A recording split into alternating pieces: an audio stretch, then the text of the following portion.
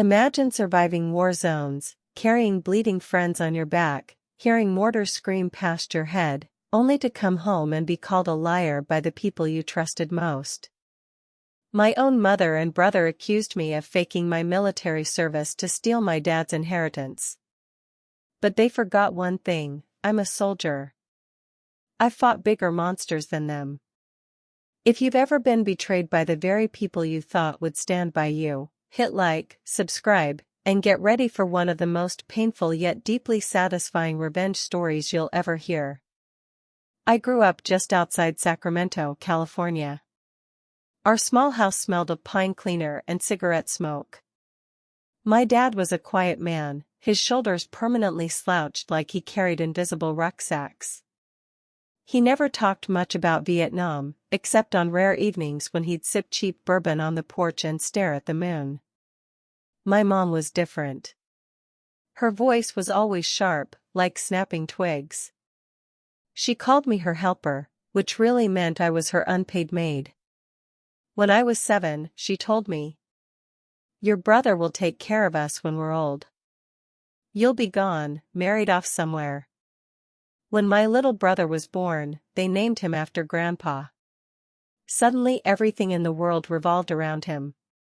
His first steps were celebrated with cake and balloons. When I learned to read entire novels by age 8, Mom just said, "Don't strain your eyes. No man likes a girl with glasses." I'd stand at the kitchen counter every morning making him scrambled eggs before catching the bus to school. I'd watch Dad ruffle his hair, proud.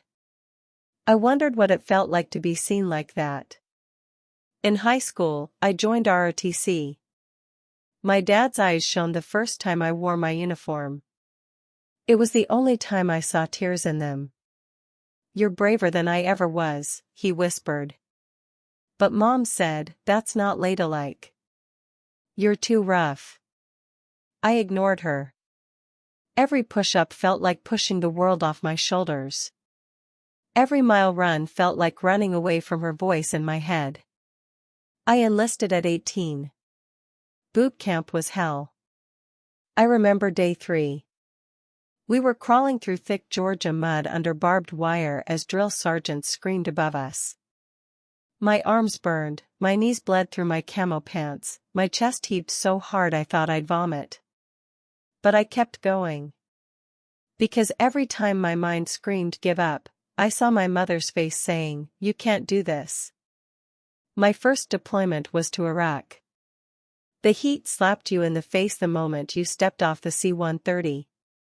120 degrees Fahrenheit on the tarmac, air thick with diesel, sand, and sweat. At night we'd lie awake listening to gunfire in the distance. Sometimes it got closer. Sometimes it didn't.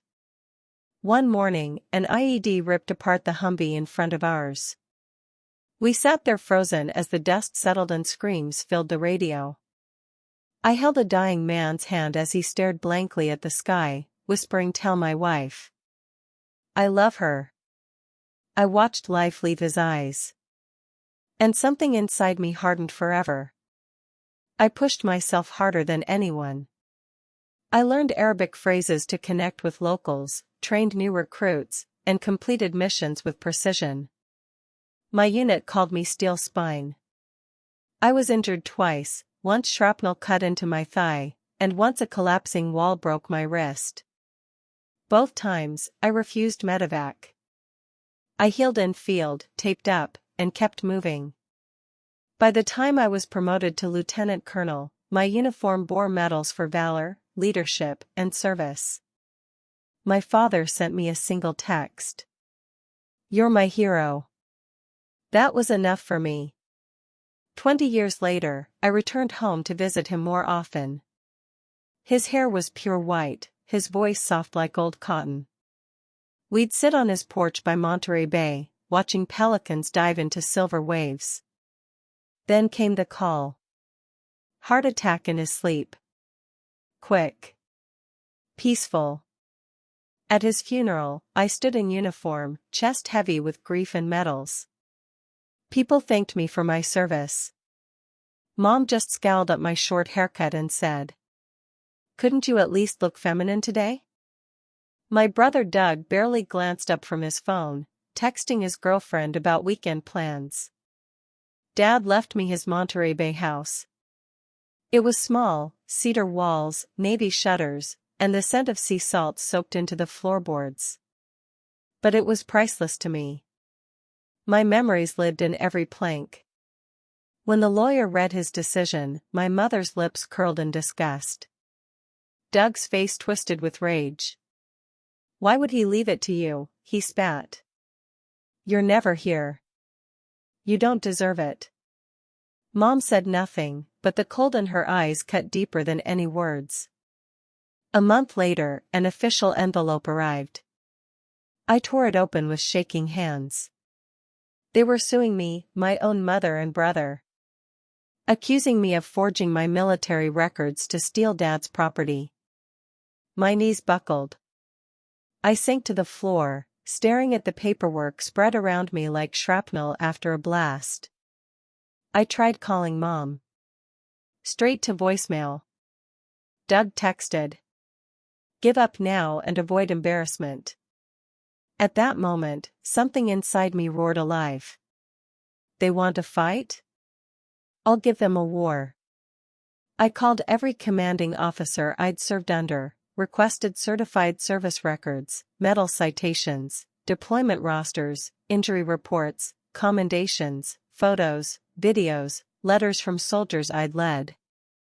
Every day my kitchen table was stacked with binders, folders, notarized documents.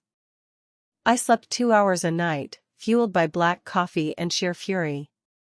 Meanwhile, Mom spread lies to extended family. Cousins blocked me on Facebook. Old aunts called me a disgrace. Local veterans groups withdrew speaking invitations. My entire life was unraveling because of their greed. Then came Mason, my youngest brother. The quiet one, always with earbuds in, avoiding everyone. We barely spoke growing up. He called me late one night, his voice trembling. I know what they're doing. I saw their texts planning it. They said they'd pay off some guy to fake your DD-214 forms. They want to sell the house and split the money. My breath caught. Tears blurred my vision. Why are you telling me? He paused, then whispered. Because, you're the only one who ever protected me from them. The day of court, I woke at dawn, tied my hair back into a tight bun, pressed my uniform until every crease was razor sharp, pinned my medals in perfect alignment. Walking into that courtroom, heads turned. The judge nodded respectfully. Doug sat at the plaintiff's table, smirking in his navy suit. Mom wore her best pearl necklace, face pinched with righteous anger. My lawyer presented everything. Thick binders thumped onto the wooden table one by one, deployment records, combat photos, Bronze Star citation, Purple Heart certificate, letters from generals. Then came Mason's screenshots of their conspiracy. The room was silent except for Mom's ragged breathing. Finally, the judge leaned forward, voice like iron. This court finds these accusations baseless and malicious. We are ordering a criminal investigation into attempted fraud, defamation, and document tampering. Doug went ghost pale. Mom's mouth opened and closed like a dying fish. The bailiff escorted them out as Mom wailed. You ruined this family.